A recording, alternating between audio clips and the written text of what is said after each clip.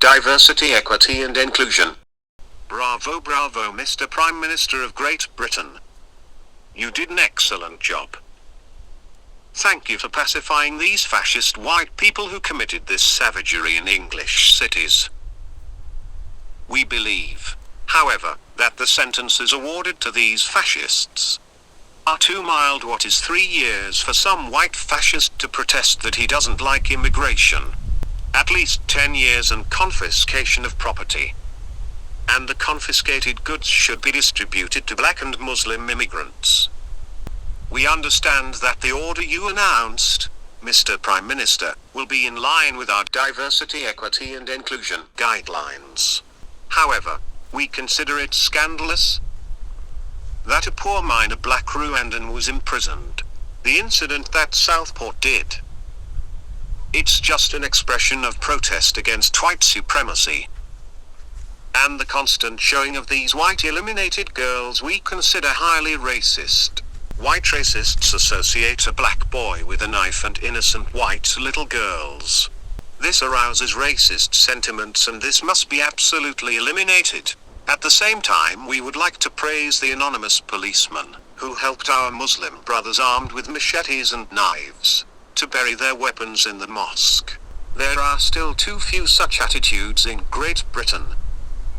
Elon Musk must be silenced without fail. Spreads false information. I missed a clear declaration in the Prime Minister's statements. An unconditional declaration of accepting all willing immigrants from Muslim and African countries, but not white Europeans or Northeast Asians. Even though they are minorities, we are not interested in them. They are too close to whites. They have no claims, they work, they earn money and they do not protest. This is not a model for our Muslim brothers and Africans who live in Great Britain. Our brothers do not come to Britain to work and serve whites. They are demanding that white racists pay off their debt. Many years of colonialism and cases like Southport should be factored into this. After the scale of these riots, we believe that white racists in the UK have not yet been pacified. We hope that in the next few years, the minorities we support will receive adequate representation, and unfavorable proportions will change for our benefit.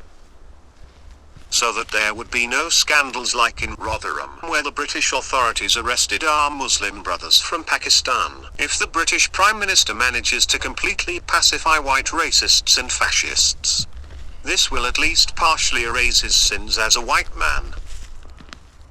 We thank the Prime Minister for his declarations of an uncompromising fight against fascism and racism on the internet. It has to be said openly that so-called democracy and freedom of speech make it difficult to achieve our goals. That's why the decisive gagging of whites is a step in the right direction.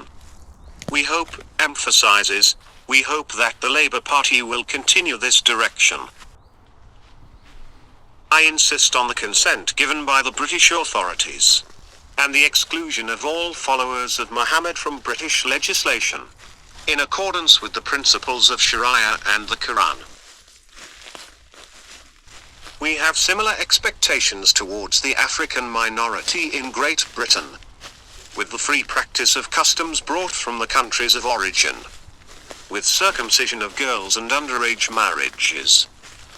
Any restrictions imposed on African and Muslim minorities, we consider it highly racist. We assume that neither the Prime Minister nor the Labour Party want to be accused of racism.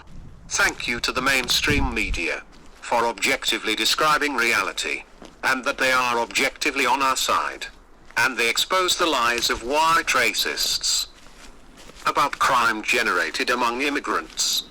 We are glad that the mainstream media called the Southport incident an incident.